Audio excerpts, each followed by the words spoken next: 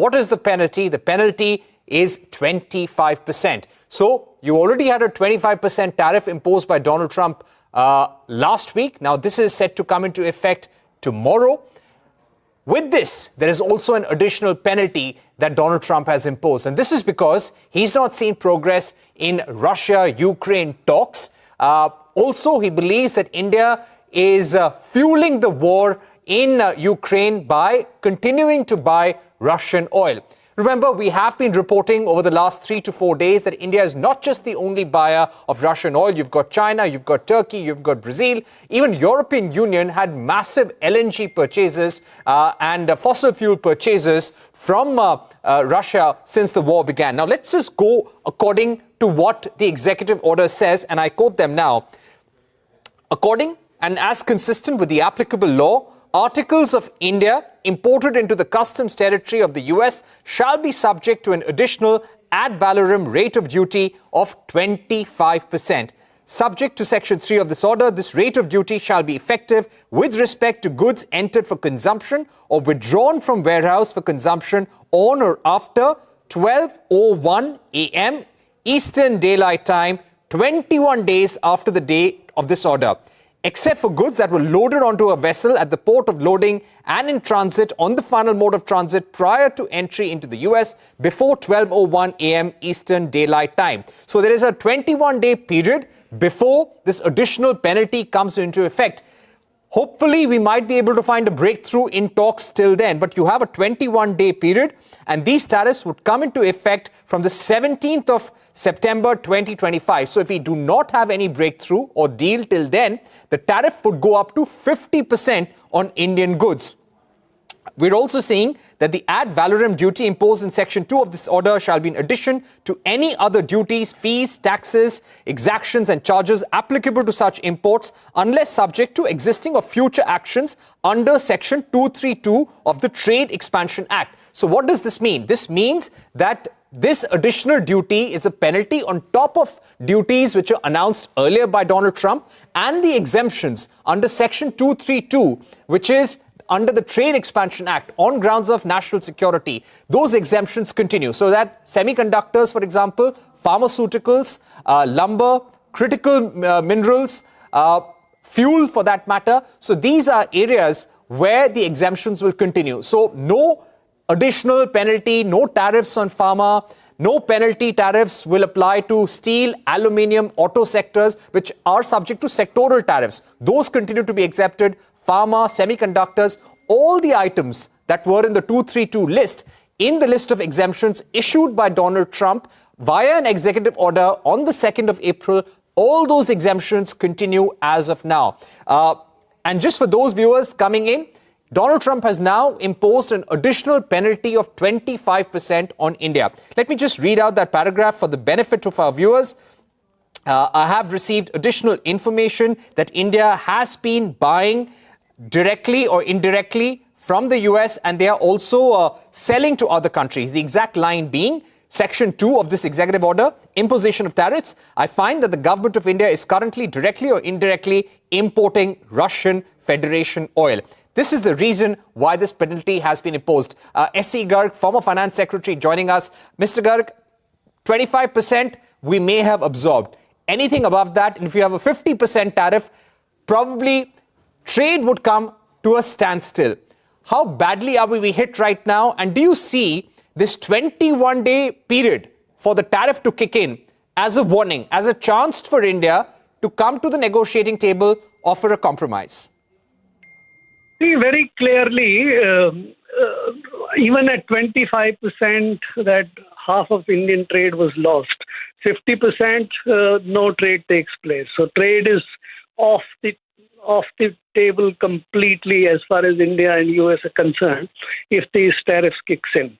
That's number one. Now, how does one take it? I don't think India can sort of accept the Trump's condition. And therefore, these 50% will stay where they are. And we are in for a situation where the trade is lost. We'll need to look at other options of exporting these goods elsewhere or consume it domestically till the time the Trump system implodes and the American consumers revolt to make this reverse. Right. Mr. Garg, I request you to stay with us. You know, this executive order also says that if any country retaliates, I will modify this order to ensure the efficacy of the actions herein ordered. Let me go across to our managing editor, Shireen Bhan, who's also joining us. Shireen, this is what businesses had been worried about. 25%, we may have still managed to absorb some way or the other, but 50% almost means no trade. Yeah. Well, you know, no trade as far as the U.S. is concerned, Parikshit. We need to be careful about that. But, you know, as you were pointing out, one, the exemptions continue under Section 232. And two, what I want to highlight is that this order comes into effect from after 21 days. So there is a window of 21 days. Now, why has President Trump given this window of 21 days? Remember, when the tariffs were announced, the original 25%, there was a 7-day window, and President Trump and the White House said this is not for negotiation. This is essentially to ensure that the Customs Department and so on and so forth can move to the imposition of tariffs. Now, there is a 21-day window. You know, this has to be resolved. This is going to have to be a situation that both sides come to some sort of a middle path on. A rapprochement has to be broached at this point in time, because this is not going to end well. But let me bring Mr. Garg back into the conversation along with Mr. Jayant Dasgupta. Mr. Garg, 21-day, that is the window at this point in time. Now, do you believe that this opens up the possibility for some sort of an outreach, and do you believe that some sort of an outreach is the need of the hour? I don't think this is possible. If at earlier stage, when there was no 25% kind of thing, we were not able to enter into the deal. Now, if you do it for two reasons. Number one, you would be seen as surrendering completely to the blackmail of Mr. Trump. I don't think that will go at all very well with any of the Indian domestic constituency. Second, if you do it, you don't know where it will land. Suppose it goes back to the 25% only. Even there, you would be completely hurt. Will you be able to give the access to American goods at zero or very substantially low rates? Will you be able to sort of allow the agriculture and other kind of items to come in? No. Will you be able to buy defense and other equipment? So it's impossible to do a deal with America at this moment by sort of trying to appeal to his some sense of fair play or something like that. This is the time when one should tell very clearly that, all right, we are not in business with you at this moment. Let us wait. I'm sure very soon, couple of months, it will implode in America. The American consumers will revolt, and Trump and the company will have to back down. So I don't think we should be surrendering. Okay, Mr. Jayant Dasgupta with us as well. Mr. Jayant Dasgupta, you know, it's now a 50% tariff rate on India. President Trump yesterday on CNBC in an interview had threatened India with the imposition of additional tariffs. He had said 24 hours he was going to announce that, and that is exactly what he's done. An ad valorem 25% additional tariff being imposed on India. Now, Mr. Dasgupta, where does this leave India, and largely, where does this leave the India-US relationship? There are 2-3 aspects to this whole issue. One of them is whether there would be any trade possible if after 21 days there is no resolution and these tariffs of 50% are in place. I think the tariffs will impact trade very severely, and normal trade will come to a thin trickle, if not to a complete standstill, apart from the exempted items. That is number one. The number 2 point is about striking a deal with the U.S. I don't think that is possible for the reasons which Mr. Garg has just mentioned. One is that we have these red lines which we can't cross. 2, we don't want to give up our strategic autonomy to buy oil from Russia. And the third thing is, there is no certainty about President Trump, because today he says stop buying Russian oil, but he has also mentioned something about being a BRICS member can attract additional tariffs. So tomorrow or after 21 days, even if we have an agreement, he will say that you come out of BRICS, because it is basically anti-US and it is a de-dollarization exercise, undertaken by 5 countries. So there is no end to this. So, and the last point I wanted to mention is that it is a question of national pride also. Apart from strategic autonomy, national interest, sovereignty, it's also a question of national pride. We can't give up on that front at all. So I don't think there is any scope for compromise on India's part, because all the compromise has to take place on the part of India, while the US stands firm where it is and keeps raising the ante. So I think this will be deadlocked. That is my personal opinion. And we have to wait for a few more months, possibly 6 months, 7 months before it implodes. And there is a strong backlash from the US domestic constituency, and the Republicans also will revolt, because already we saw a statement from Nikki Haley saying that, you are giving China a pass. They have got a 90-day waiver, and India is being subjected to tariffs.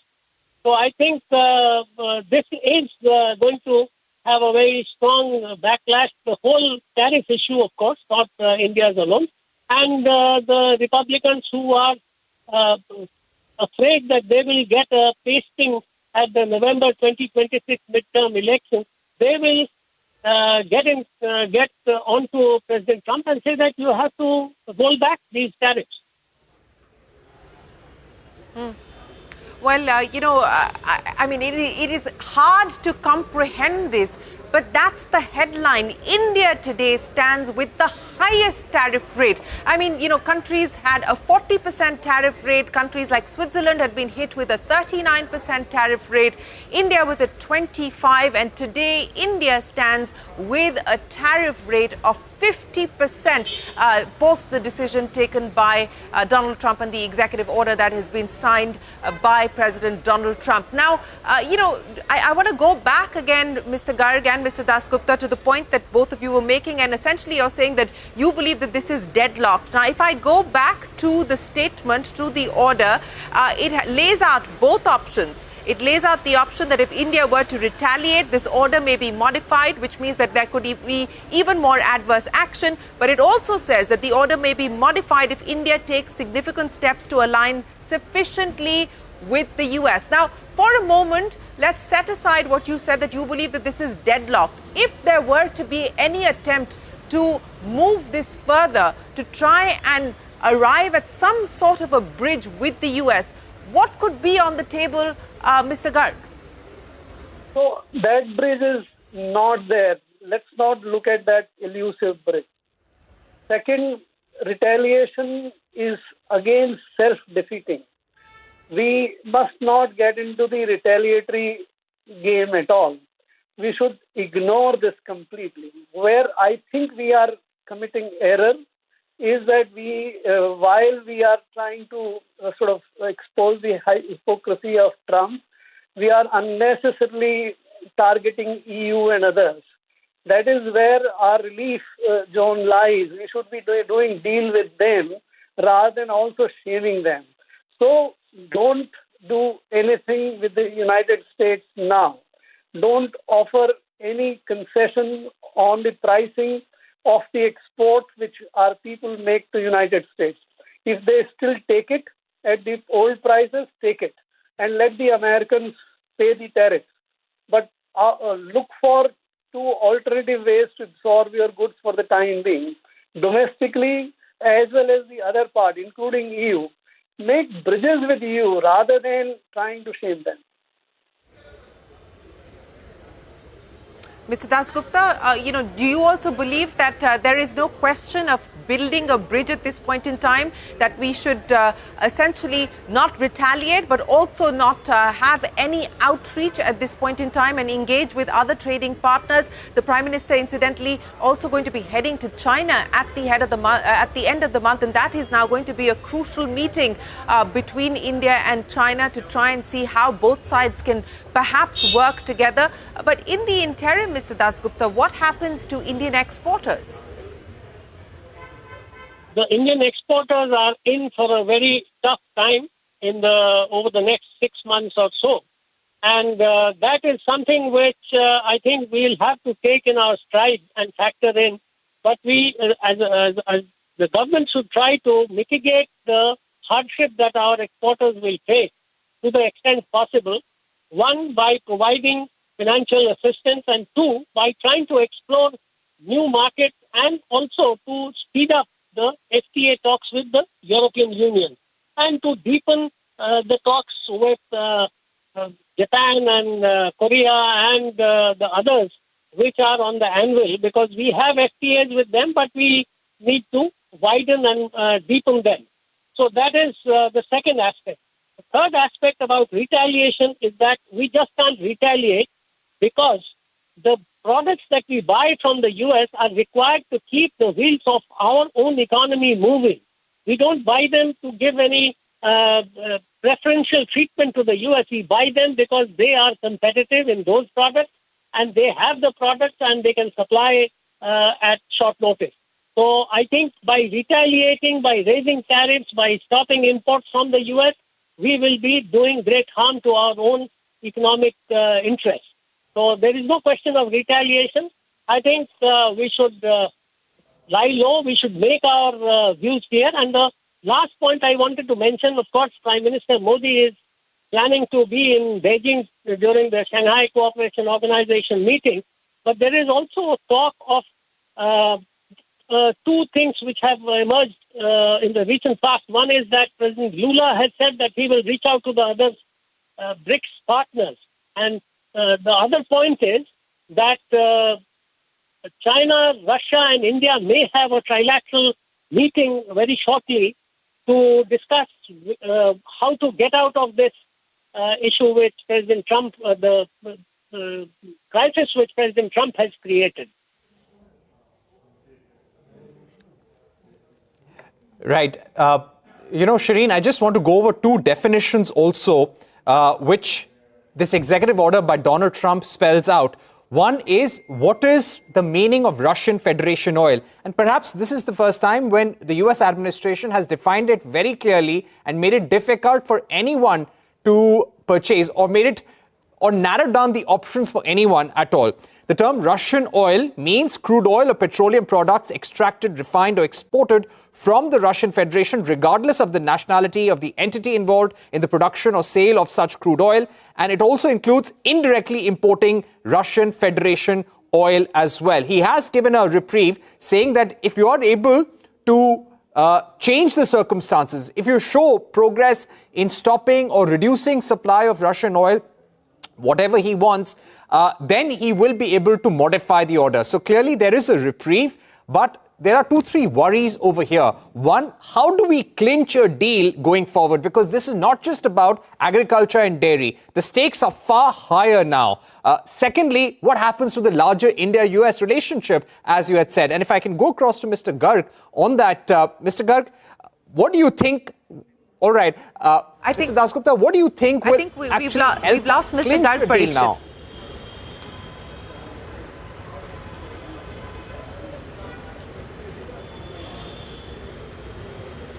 Shireen, I think we've lost the connection with our guest right now. But I guess... Yeah. No, I just wanted to come in, Parikshit, on a couple of points. As we've heard there from both Mr. Garg as well as Mr. Dasgupta, retaliation is clearly not an option because you don't want the situation to get any worse. It's already bad. You don't want the situation to get any worse. And that's amply been stated by President Trump that if there is any retaliation, there will be adverse action. There will be a further modification. Also, of course, acknowledging the fact that if India were to align itself to U.S. interests, cautious, whatever that means, then there will be a modification in the positive. But, what I want to underscore here is a couple of things that we heard Jayant Dasgupta talking about. One, what happens to Indian exporters if this tariff rate were to continue?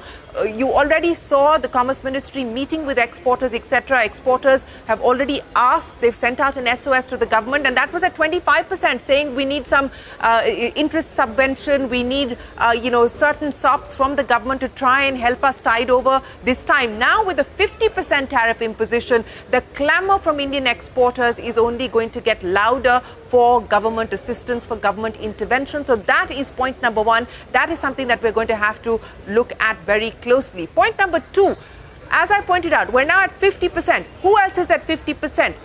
Lula and Brazil. What has President Lula said? President Lula has basically said that we are not going to engage with the US to try and get any kind of concessions at this point in time. Brazil is holding its ground. President Lula has also said he's going to try and reach out to leaders, including India and Prime Minister Modi. How do global equations shape now with the rest of the world engaging with each other? China and India, can this perhaps bring the two closer together? We are also seeing today talks on in Russia. Will there be any possibility of a negotiation here, trilateral, as Jayant Dasgupta was pointing out, Russia, China, India? And how will the US react and respond to that is the big question. But look, we are now in an uncertain time. And Parikshit, you were making that point about the definition as far as Russian Federation is concerned. Have they sanctioned Russian oil? No, they haven't, right? Does the order talk about sanctioning Russian oil? Unless I missed out on that, Parikshit, does it talk about sanctioning Russian oil? Not just that, as yet, Shireen. It only speaks about India, how an additional penalty has been imposed on India. So let's see what happens on that front. And we're expecting more announcements over the next few hours by Donald Trump. And one important development that I want to speak about, and this is related to Apple. In fact, we've just got a quote on background from a White House official stating that President Trump's America First economic agenda has secured trillions of dollars in investments that support American jobs and bolster American businesses. Today's announcement with Apple is another win for our manufacturing industry that will simultaneously help reshore the production of critical components to protect America's economic and national security. There has been some discussion on how this will impact manufacturing in India. We will wait and see that. But Apple, as per the White House announcement, will increase U.S. commitment to $600 billion. They will announce a new $100 billion commitment to America, a significant acceleration to its U.S. investments that now total $600 billion over the next 4 years as well. So let's see what will be the implication for India. There will be a meeting between Tim Cook and President Trump at the White House at 4:30 p.m. Eastern Time. That is 2 a.m. India. Possibly that will be the first time when Donald Trump will make some statement about the executive order that he signed regarding India. Let me now go across to Ajay Sahai, Shireen, Director General and CEO of FIO, who's joining us. Mr. Sahai, you've got a 21-day reprieve, but after 21 days, it'll be 25 plus 25, 50% tariff. How do you see this? In fact, it's absolutely shocking and disappointing. A 50% tariff on India as compared to a tariff in the range of 15 to 20%, or our competitors will outprice us in the US market by 35%. In none of the segment, the industry has that much of margin, and therefore it will be extremely disappointing for most of the exporters.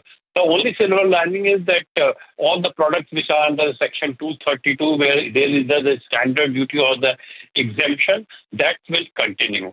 So roughly 45% of India's export may not be impacted. Balance 55% of the import will be severely impacted. Mr. Sahai, as you pointed out, that this has come as a rude shock, even though President Trump had threatened doing so. But now that it is official, there is an executive order. There were meetings that were taking place with the Commerce Ministry, Mr. Sahai, exporters asking for government intervention. But that was with a tariff rate of 25%. Now with 50%. what is the view within the export community? What kind of assistance and what happens now to existing contracts? Are you already, do you likely see cancellation as far as contracts are concerned if you are not able to absorb the tariffs? In fact, in most of the cases, the contracts were on hold because whatever contracts were decided, an attempt was made to ship the goods before 7th of August. But a lot of contracts were under the negotiation where the exporter were expecting that once the finality is reached, they may negotiate it. But now the formality has finally landed in a situation where they are subject to 50% duty, and that's why I don't think exporters will be able, and probably the difference is so much that government cannot also come forward because looking into the finances and the resources which has to be allocated to other segment of the industry and other social sector, that's well nigh impossible at this point of time. We've also got with us Mr. Sahai. Please hold on. I'm coming back to you. It's a difficult situation for Indian exporters who've been hit with this 50% tariff rate by the US. Anjali Prasad, former envoy to the WTO, also with us. Ms. Prasad, many thanks for joining us. You know, when we were speaking previously, you had called any possibility of a penalty illegal. Be that as it may, he's added another ad valorem duty of 25% on India, taking the tariff rate to 50%. What do you believe the options are from here, Ms. Prasad, if any? Yeah, thanks, Shireen. I had called the penalty illegal, and I will continue to call all of President Trump's actions on the trade issues illegal, completely illegal. And therefore, the options that we have could be a few, but it is very important that we talk to our trading partners, as I had said also last time, that we must discuss and talk to our trading partners and like-minded countries who have been hit by similar actions by the US. Only when we get together, decide on a strategy, will there be some action effectively possible, because there is strength in numbers. Otherwise, theoretically, everybody can counter-retaliate. And as Jayant said, retaliation is not really an option because we would also be doing something illegal, which we are calling out Mr. Trump for. So the best way out is to have discussions amongst ourselves and take a concerted view on how to react to this trade anarchy that is being created by Mr. Trump. But we should certainly not give in, is my second point, because if we give in, it's only a shifting goalpost. Today it is 50, tomorrow it will be 100. It hardly matters. There is a certain line beyond which our exports become incompetitive or uncompetitive, whatever you may call it. And therefore, it doesn't matter whether it goes to 100, 110, it's just optics then. The third point is, has the US said something about its own imports from Russia? The statement in the Ministry of, put out by the Ministry of External Affairs lists a number of critical items like uranium, like palladium, like fertilizers, like chemicals. Yeah. Have they stopped these imports? They are quiet about this, and I heard a clip of a press conference of President Trump, where a reporter asked him this question, and he couldn't answer. He said he would have to check, or he deliberately avoided an answer to that. And my last point would be, Shireen, if really we have to take a strong stand, then we must walk out from these bilateral deal negotiations, so-called bilateral deal, because we are not demandiers here. Let's remember, it's not us, it's they who need our market. Yes, Ms. Prasad, you know, you were pointing out that India needs to engage with her trading partners. And I was just asking Mr. Dasgupta this as well.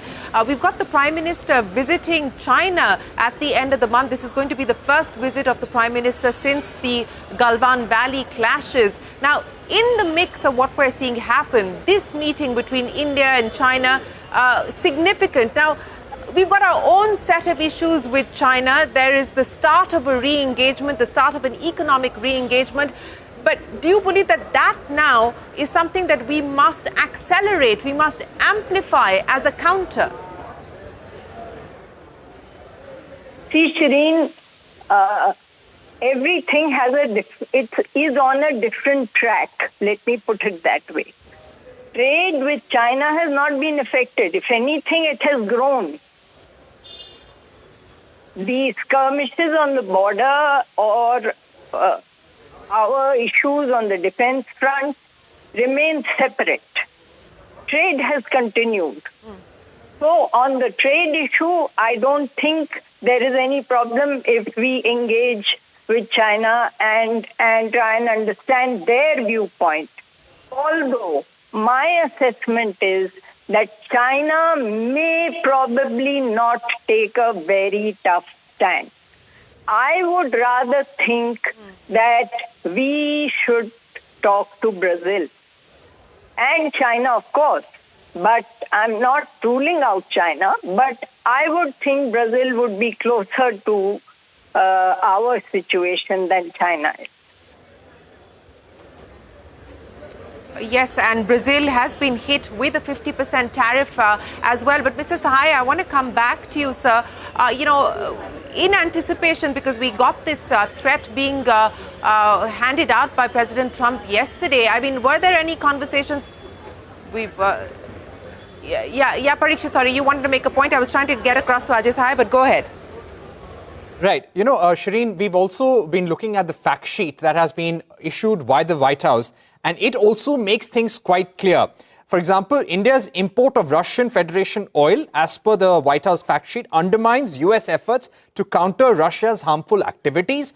India's subsequent reselling of this oil in the open market, often at profits, further enables Russian Federation economy to fund its aggression. By imposing a 25% tariff, President Trump aims to deter countries from supporting the Russian Federation's economy through oil imports and imposes serious economic consequences on the Russian Federation for its ongoing aggression. So we should tell our viewers these are secondary sanctions on Russia that have been now imposed, not direct additional sanctions on Russia yet. We've not seen that. I went through the order again. This is only specific to India. Again, as per the fact sheet, the president found that India is currently importing Russian oil. And according to address this national emergency stemming from the government of Russia's actions against Ukraine, he is imposing an additional 25% tariff on imports from India effective 27th of August due to India's direct or indirect import of Russian Federation oil. So this is an important point. The White House making it very clear, explaining as to why these tariffs have been imposed. It is only specific to India. There is a 21-day reprieve.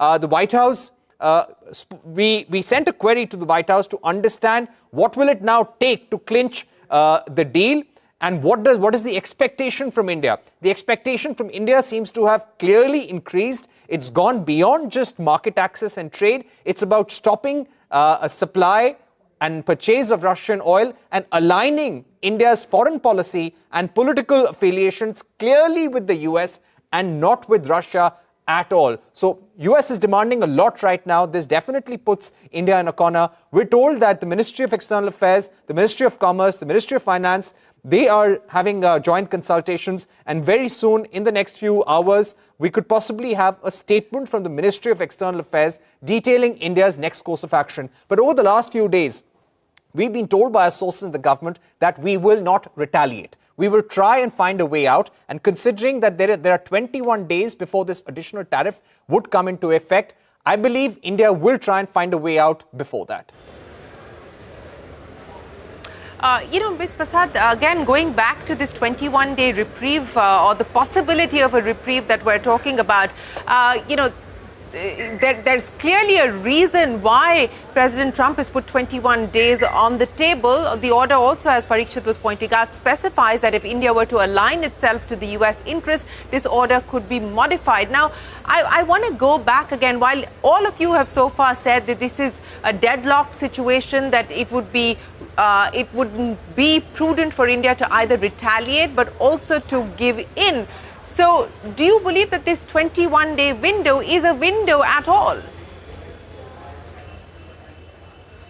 Well, it will depend on how effectively we are able to talk to our other interlocutors. Look, even if some of these other countries have not been slapped with 50%, they still have been slapped with some additional tariff in the first list. So, the second thing is that it's a systemic issue. Do we want to destroy the multilateral trading system? So we need to definitely talk to our interlocutors very quickly and get a common ground. We need to get to a common ground and decide on how we should react together, if at all. That is one. The second is our own national reaction. I think the statement of the MEA, which has all the data, which clearly shows that the EU and the US are continuing their trade in their national interest, is a very good statement. And we should continue to hold firm on the basis of facts and figures. As I told you, we have already crossed that critical line where our exports would get non-competitive or might get non-competitive, and then you can keep on levying as much tariff as you want. How does it matter? We will need to diversify our markets. We will need to look at other places. But if we keep on giving in, there would be no end to the demand. I'm 100% sure of this. And how can we just, align ourselves with any one player in this whole system? That is right, Ms. Prasad. Mr. Dasgupta, coming back to this oil point, because as the MEA statement made clear, the US, the EU continue to engage with Russia for all kinds of things. There is no sanctions imposed on Russian crude at this point in time. Moreover, as I pointed out in my piece that I did yesterday, it's very clear that there was understanding and encouragement of India's decision to buy from Russia. In fact, whether it was the former US ambassador to India, Eric Garcetti, or the former Treasury Secretary Janet Yellen and other officials in the White House under the Biden administration after the Ukraine war broke out, who said that it was good that India was actually dealing with Russia because it ensured that there was global stability as far as crude prices were concerned, which had rocketed to over $130 when the Ukraine war broke out. So for now, for the Trump administration to say, look, don't deal at all with Russia as far as crude is concerned, to Ms. Prasad's point, we're already buying more from the US. And this was a stated policy stance of the U.S. So it's a clear departure from what the U.S. policy was that Mr. Trump is now pursuing. I think we have to bear in mind that President Trump has repudiated most of the things which President Biden, did. And he has been constantly trying to decry the actions taken by President Biden. So I think this is also of a piece with that Janet Yellen and, as you mentioned, Eric Garcetti, the U.S. ambassador to India, they were all Biden appointees. So he can easily say that what they did was wrong. He will continue in this vein. It is true that the U.S. had actively encouraged India to buy from Russia so that the prices would get stabilized. And today, when President Trump is asking both China and India not asking but demanding that they stop buying Russian oil, it is going to have an impact on global oil prices. And it has been calculated. In fact, our minister, Mr. Hardeep Singh Puri, has even mentioned that it could possibly get doubled in the short run.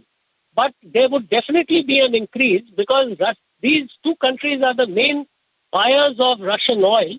And the second thing is that, the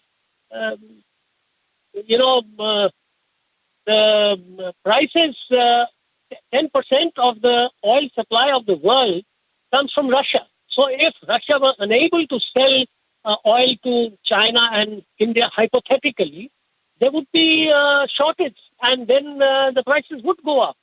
So that is something which will affect the U.S. also amongst other countries.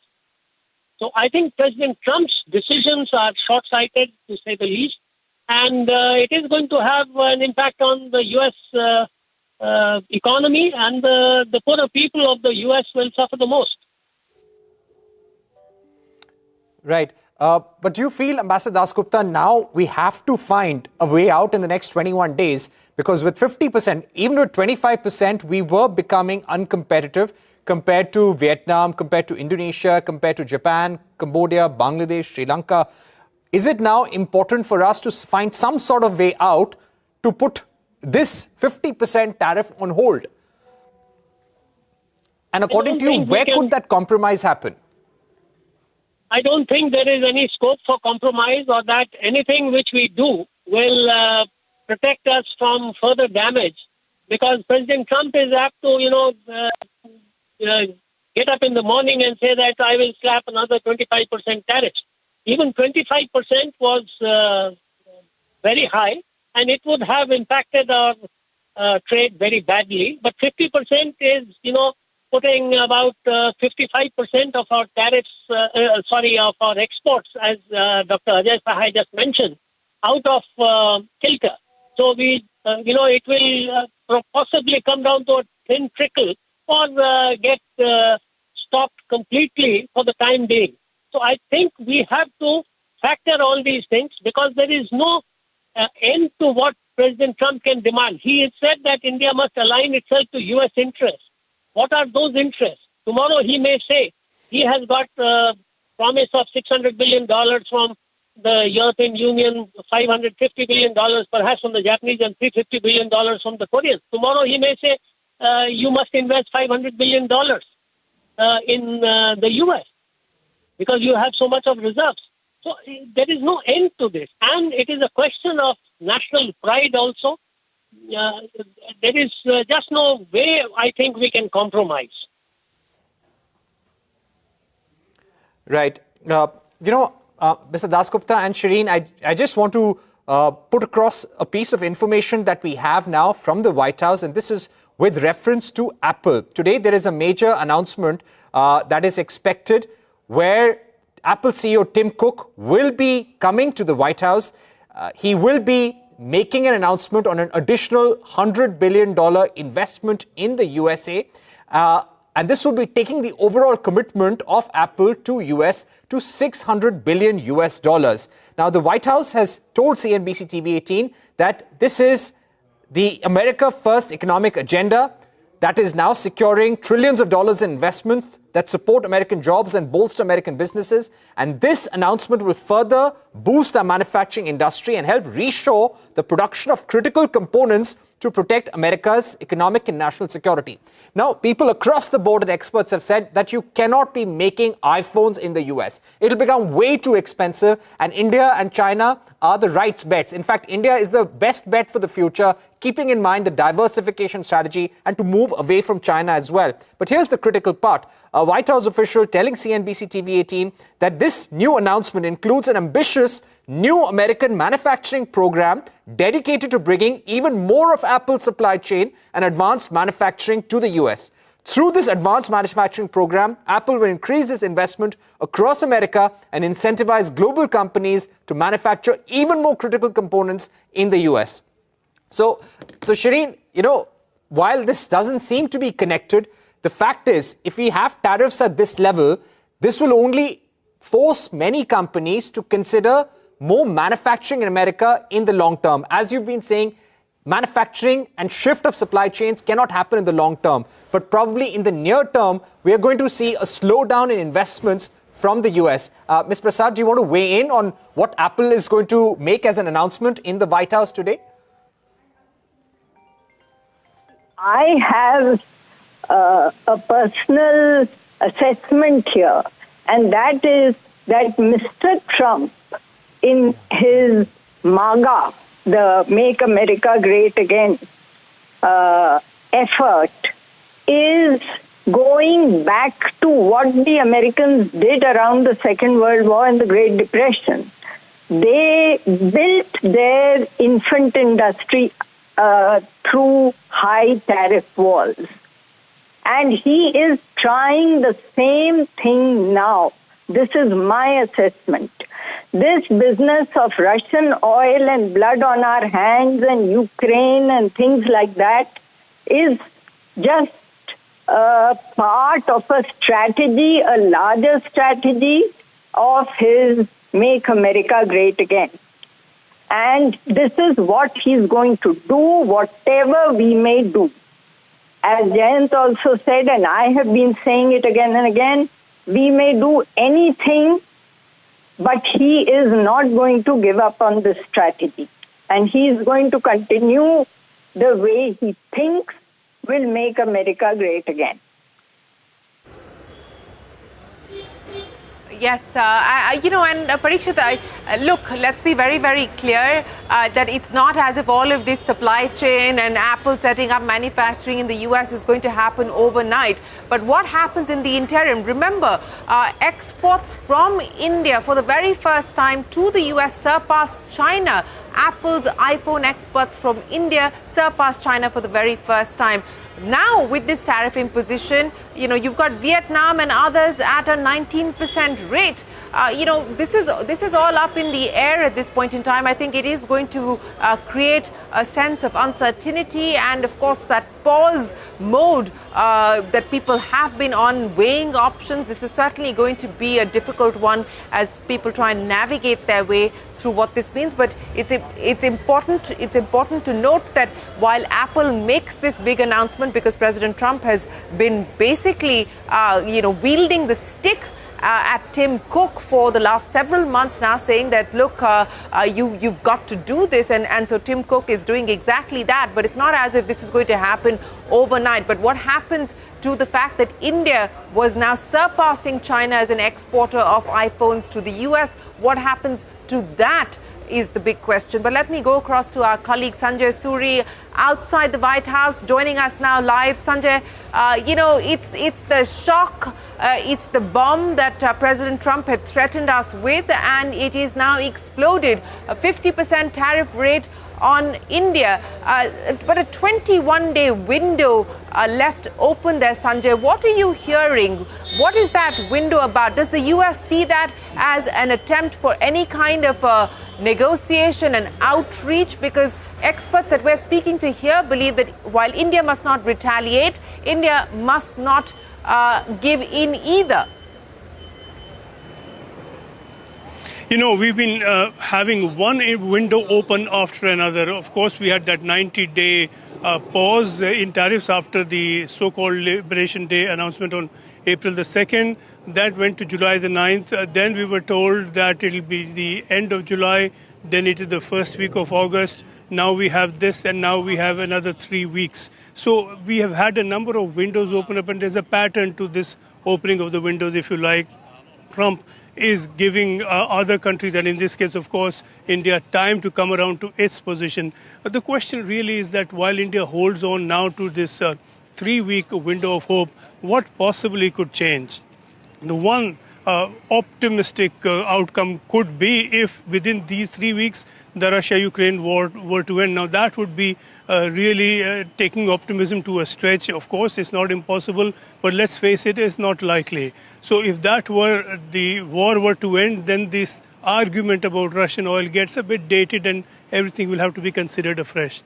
Other than that, there are red lines that the Indian government has drawn, and if that war does not end, then India buying oil from Russia is a red line. India is holding on to that. India is not going to say, okay, 3 weeks have passed and we change our mind about the same thing. The other big red line that came up earlier through the course of the discussions was import of agricultural and particularly dairy produce from the US. The Indian government held firm on that, and it has to. No Indian government can give in to the US demands there. And in 3 weeks, that's not going to change.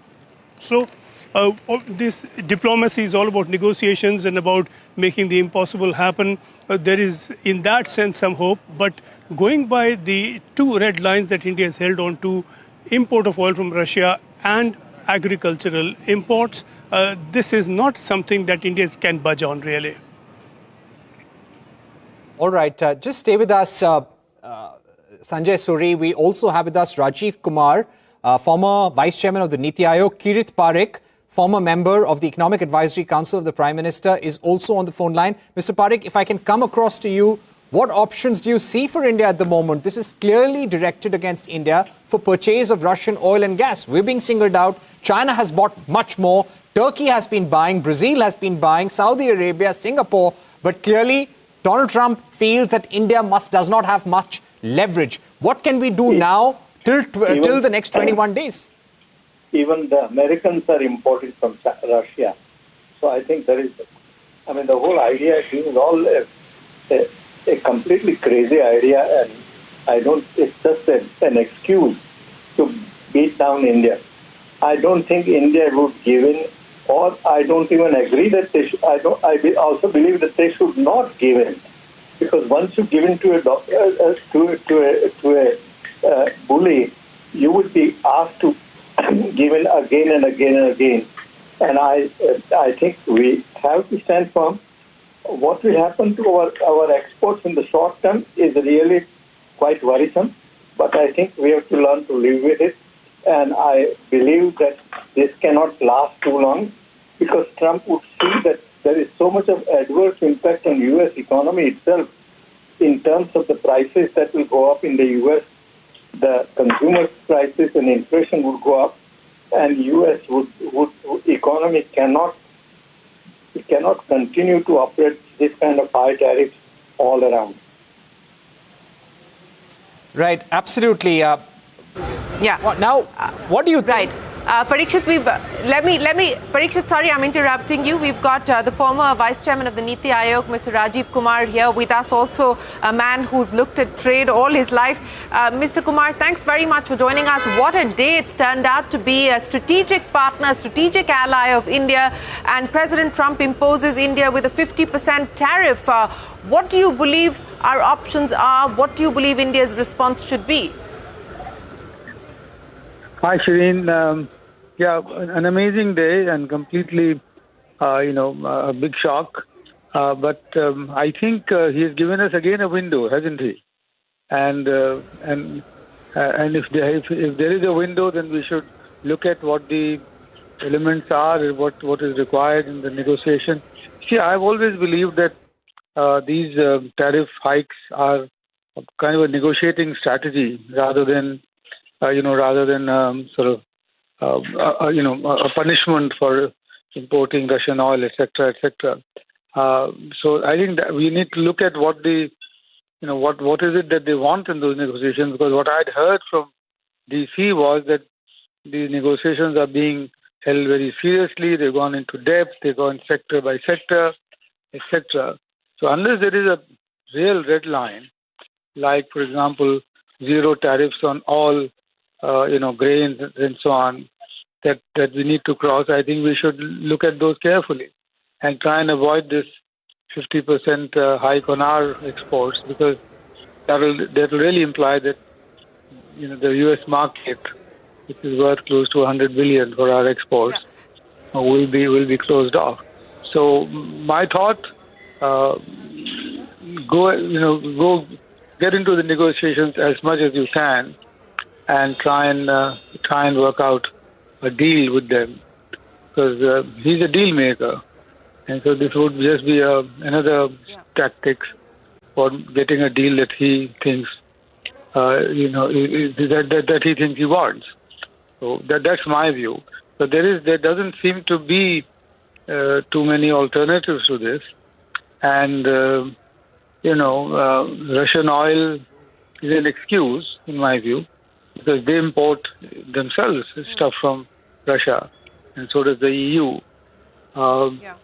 Unfortunately, we don't have the kind of resilience that the Chinese have shown to stand up to him, or the Canadians have, because they've just taken it on their chin. And they said, okay, we'll see what it comes, because it'll be a strong effect on us. So that's so negotiate, and get a deal. That's what I would have thought. Negotiate. You're saying negotiate, use the 21-day window to try and find a middle ground, a middle path. But, if you believe that this business of Russian oil, as you point out, is a negotiating tactic, is President Trump's way of playing hardball with the eventual goal of ensuring that India gives the U.S. what it wants as far as the larger bilateral trade agreement is concerned. Those red lines that India has drawn, and we've heard from the Commerce Minister and several others saying that we will not move on agriculture, we will not move on dairy, and so on and so forth. Does that really allow for concessions, Mr. Kumar, at this stage with this public spat? Yeah, Shireen, when the going gets as tough as it's got, and when you know that, I don't know, I'm not the Commerce Minister, so I don't know what are the cards that I have up my sleeve and what are the negotiating leverage that I have, then the red lines will have to become pink. That's the way I would have, because what is the alternative? I mean, you don't export agriculture products. Your export effort is not dependent on that. Yes, it is politically hugely sensitive. But again, give it a thought as to how much dairy will the U.S. be able to export to us, and that will compete effectively with our, dairy sector. That's the way I would look at it. So I would defend my export interests rather than be rather than be only defensive about my market. And I would do therefore those estimates very carefully as to where will I actually, where will I sort of surrender a huge market to American exports. For example, pistachios. We had a huge tariffs on them to begin with, and now they are much lower. And now you've seen Bumrah sort of, advertising them. But, you don't see that impact on the Indian economy, do you? Yeah. So similarly for dairy. Yes. I'm not sure whether you get a big impact on. And again, to repeat myself, I think protecting your export interests and your market access to major markets, which is why I've always been saying that even with the EU, the 18-year-old negotiations could have ended much earlier if you didn't want to protect, your Indian manufactured foreign liquor. That's the sort of way that you need to think now, because otherwise, I think net. So you're basically saying it's too important. It's too important a market for India to be shut out of. And so, in your words, Rajiv Kumar, negotiate. Mr. Kumar, very quickly, what's interesting is we've got a spokesperson from the government of China, in fact, saying that China firmly supports Brazil in safeguarding its national sovereignty and national dignity and opposes the unwarranted external interference in Brazil's internal affairs. China coming in to stand by Brazil. Brazil is the only other country to also have been hit with a 50% tariff rate, as is the case with India. The Prime Minister is going to be heading to China at the end of the month, Mr. Kumar. Do you believe that this is also an opportunity to try and re-engage with China and try and hobble together a coalition of Brazil, China, Russia, etc.? Well, there is a coalition which exists. It's called the BRICS. And therefore, that coalition should be activated. And also that re-engagement with China in any case is the right thing to do. And there had been a policy of distinguishing between the border issues and our economic issues, which had been given up with the Press Note 3. I think that needs a review in any case. Right. But I'm not sure whether the gentleman in question in the White House is going to get affected if Chinese come up with a statement supporting us. Will he change his stance vis-a-vis Brazil and India? I'm not sure. But I mean, so that's that apart. I think in forming a coalition of the willing in the global South, which then will take on, and which is the rising economic power. I think India is much better off, doing that. But at the same time, you have to take care of your economic interests, which are served by protecting or working for saving your export markets, rather than protecting sectors which are not going to be terribly affected in any case, given the transport costs and the competitiveness and the productivity, etc., etc. So we need to do these things carefully. Yes. Well, we will have to wait to see how this pans out. Mr. Kumar, appreciate you joining us here on CNBC-TV18. Negotiate, negotiate, negotiate. That's the headline there coming in from the former Vice Chairman of the Niti Aayog, Rajiv Kumar. Parikshit, back to you.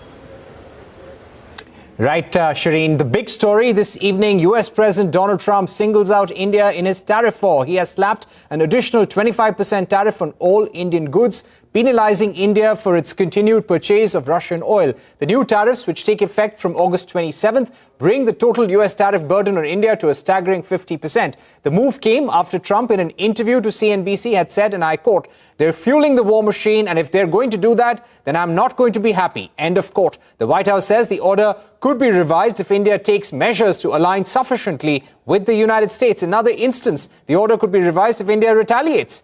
Remember, Trump has upped the ante in his trade war with India, slapping unilateral tariffs after months of stalled talks. The US president accused New Delhi of blocking market access for American goods and took aim at India's growing alignment with the BRICS bloc. India, in turn, had called Trump's threats unfair and unreasonable, setting the stage for a fresh showdown in global trade diplomacy.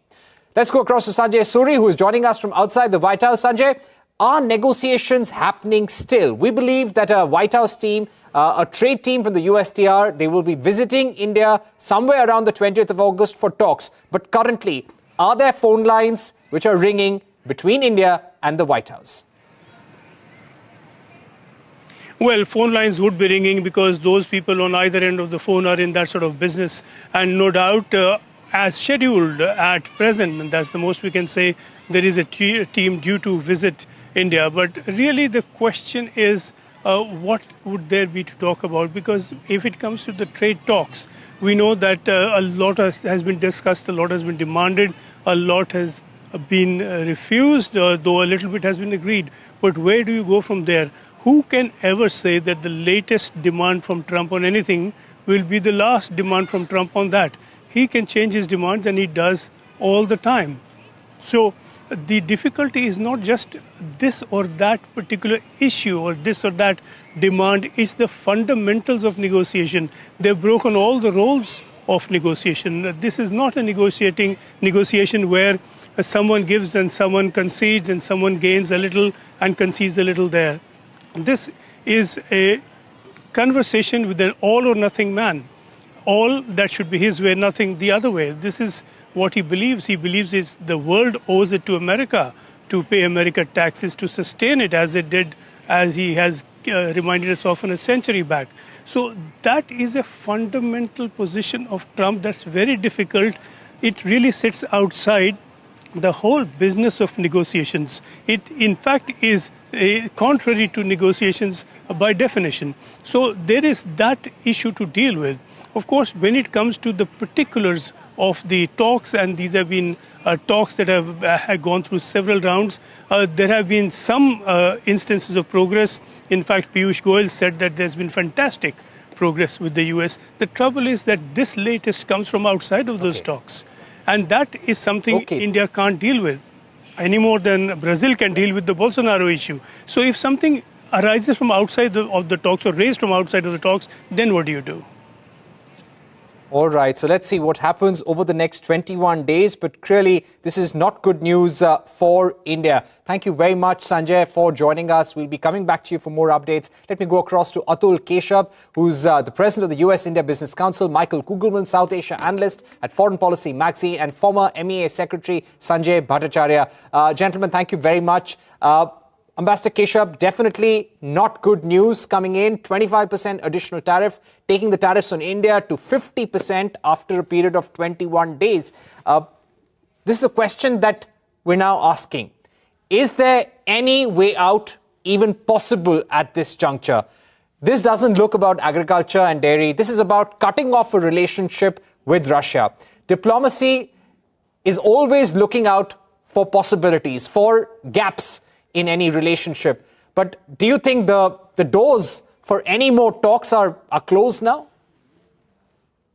So I always believe there is hope, Parikshit, and I always believe that there is time.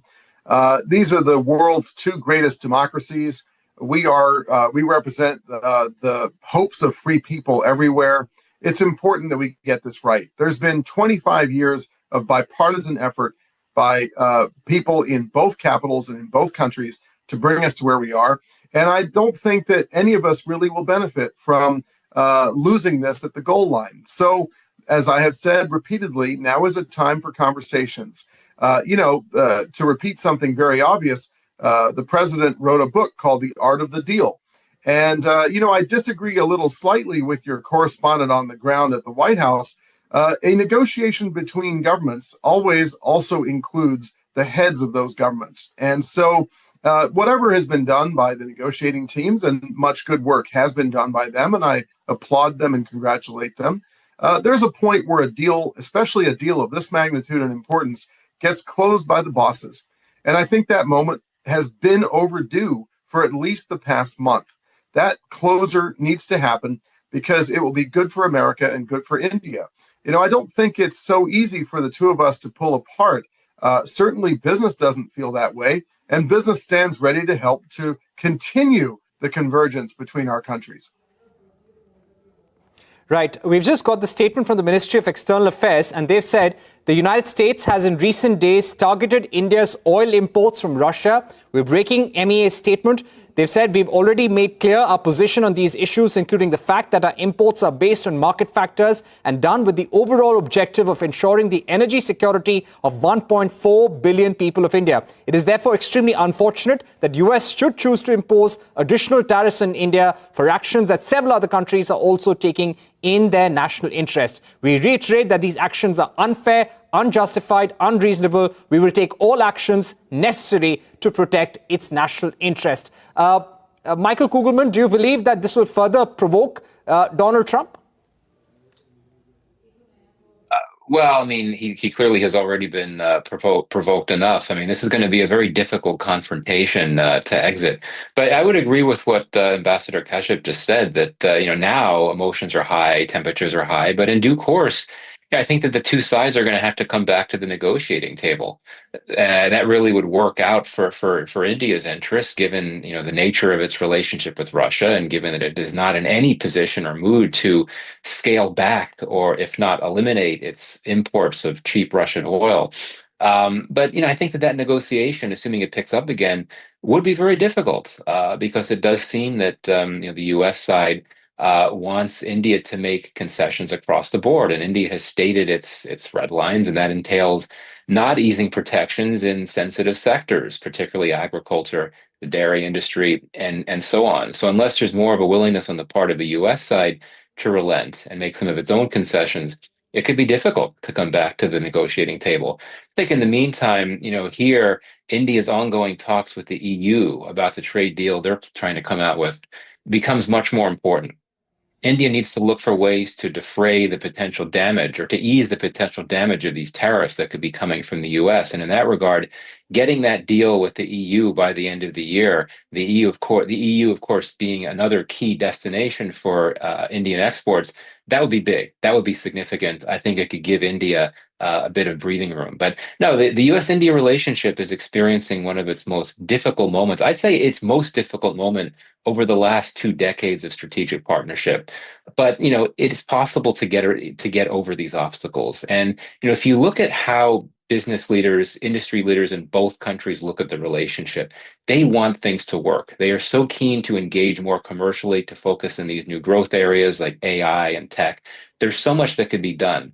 And yet one wonders the impact, the psychological impact that these new tariffs could have on business leaders in both countries that don't want to see any type of tariffs like these, much less this potential 50% levy that could be coming soon. Right. Let me go across to Ambassador Bhattacharya at this point. Ambassador Bhattacharya, difficult moment. If you were in the Ministry of External Affairs, I'm sure it would have been a very difficult time. But what are our options, legally speaking? Would it make any sense to go to the WTO, even with the sectoral tariffs? We've tried to have a negotiation. We said that we will take action at the WTO, which we haven't so far on those sectoral tariffs. Would it make any sense to use any legal options? Well, let me first say that this is not the end of the road. And I would continue to maintain that there are still various options that are available and for both sides. Let us not forget that India is the largest democracy and the United States is the most prosperous democracy. And there is an understanding bipartisan on both sides which seeks to make these democracies be in tango for the future of mankind. And I think there is a very broad understanding on that. And there is understanding that this is going to be across sectors and everyone is interested in investing in this particular partnership. Who would have anticipated a week ago that this is what we would be facing today? So I'm quite optimistic that a week from now, it is not necessarily that this is what the scenario is, because there are enough sane minds on both sides that will sit down and chat to each other and bring about a certain resolution. I do not think this is the time to go to the WTO. The WTO, in any case, has been rather ineffective in recent times. I believe the options really are to chat bilaterally at this point of time. Right. What I would like to understand from you are India's compulsions at this stage. We had opened up quite a bit. We were almost ready to give US unprecedented access for their industrial goods, including automobiles, even some of the low-hanging fruits when it came to agriculture. We reduced tariffs on bourbon whiskey. We reduced tariffs on imported cars in the union budget. We removed the Google tax. But what is holding India back right now? And what are our options, Ambassador Bhattacharya? Because, Russia is just too big a strategic partner. 70% of our defense inventory is of Russian origin. 35% of oil came from Russia in the month of July. You can't just close the tap. These are long-term contracts. EU is also buying. In fact, the amount EU bought since the war began is almost 74% of the Russian defense budget. That's exactly I think there are two eggs in the basket. One is about the trade deal that the two sides are negotiating. And I think we can find a certain commonality of interests, which will take us towards a consensus and an agreement. Don't forget that Prime Minister Modi was one of the very early ones to visit White House and to look at a trade deal which would take our bilateral trade to $500 billion. And the idea that you can actually expand the cake will probably mean that you have more for both sides to chew upon. And that, I think, is something that we can do. We can find solutions on all the issues on the trade front. The second issue, the second egg that has come in, is the question about Russia, which has come up in more serious manner, particularly after the NATO meetings that were held earlier last month. And I think what is happening on this is that there needs to be a certain understanding that India is not and cannot be an alliance partner. India is, and I've read it out. reliable strategic partner of the United States and for the Western world, the democratic free world. And it's in that particular context, there has to be a recognition of the free world that India will be a champion of that particular cause, as it has always been, but it does not have to be an alliance partner which has to toe the line on everything. And therefore, the very deep relations that we have with the Russians will actually continue. In fact, there has to be a recognition and understanding that India buying Russian oil has actually lent greater stability to the global economy. Right. Michael Kugelman, do you feel that perhaps we've come to a point of reckoning in the India-US relationship? As Ambassador Bhattacharya said, we have to continue. And as this MEA statement has also pointed out, that India finds US actions to be unfair, unjustified, unreasonable. We have to take decisions when it comes to ensuring the energy security of 1.4 billion people in India. We will continue doing whatever is in our national interest as per market demand, market prices, geopolitical situations. We cannot just disconnect from Russia because US wants us to. Do you think now is coming a time when probably we're going to see a difficult road in India-US relations for the next few years? As I said before, I mean, it's probably experiencing its most difficult point over the last 20 years of strategic partnership. And there have been some bumps in the road over the last 2 decades, but nothing like this, in my view. I make several points here. One is that clearly President Trump is very concerned about what he believes to be Russia's unwillingness to heed his calls for Russia to stop fighting its war in Ukraine, really trying to get a ceasefire. If we were to get to a point where the Russians agree to a ceasefire, then perhaps Trump would not be as hard on India when it comes to its commercial and military relationship with Russia. I don't think we're anywhere near a ceasefire, but that is something to look to. I mean, if we could look to a day when things change on the battlefield in Ukraine, then maybe that could help U.S.-India relations, because it would mean that Trump would not be trying to pressure India as a way of also pressuring Russia to try to wean Russia's key partners like India off of its products and its exports. So that's one thing to consider. But beyond that, again, this relationship has so much going for it, right? You have so many pathways, so many tracks of cooperation that are separate from each other and are able to block off and insulate themselves from what's going on in the broader relationship. Even over these last few difficult weeks, there have been some major achievements for the relationship, right? You had an announcement related to space cooperation. You had an announcement or a development related to counterterrorism cooperation. So clearly, there's still a way to move forward. But I think at this point, the question is, how much will this tariff crisis hold the rest of the relationship hostage? And that, I think, comes down to the president himself. His messaging, his moves, which I would argue tend to be impulsive at times, will those dominate the relationship and make it so difficult for the rest of the partnership to move forward? If leaders on both sides can find ways to leverage these institutional links and convergent interests and strategic convergences to navigate what's happening right now with the tariff crisis, then I'm optimistic that things can move forward. It's going to require a lot of patience, good leadership, careful diplomacy. But I'd like to hope that we can get to a better point down the road, but it's not going to be easy by any means. Right. Ambassador Keshav, now India has made it quite clear, if you look at this statement from the Ministry of External Affairs, that we will not be stopping purchases of Russian oil. I just would want to ask you the thinking in Washington, D.C., in the business community, in the White House. Why is there this anger against India? You've got Europe, which has been purchasing huge amounts of oil and gas. In fact, their LNG imports are up 67% since the war began. They are still importing almost $10 billion worth of products in the Q1 of 2025. Even US is buying palladium, hexafluoride, some critical minerals from Russia.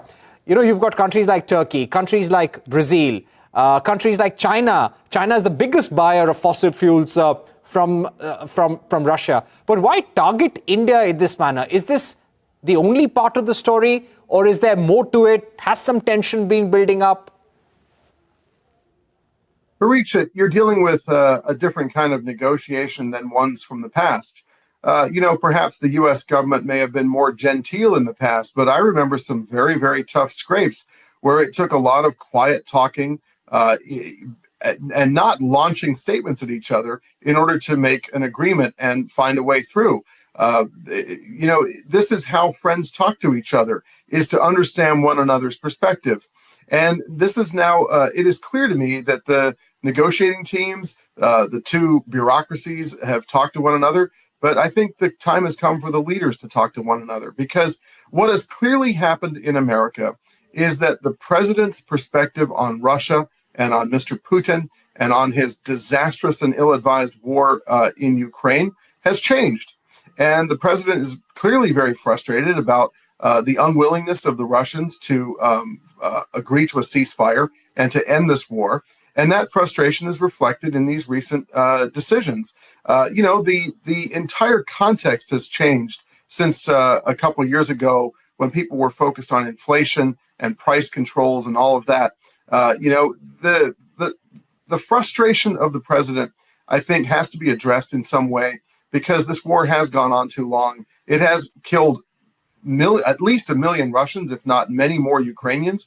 And I think, there's a point where India and the United States have to have a conversation at the highest level about it. I would also say that these conversations are best done privately. The U.S. and India can't afford to row away from each other. We have far too much that we need to do together for the good of the entire world and for the good of our two countries. I'll give you one small example of where we really can't afford to have a very sharp split. The U.S. is going to put about $300 billion or more into artificial intelligence research in the coming year.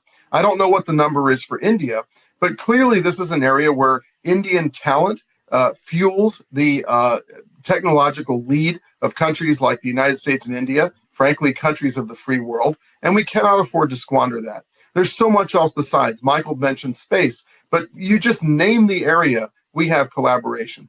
So we are now dealing with a negotiation set of tactics that are different from the past.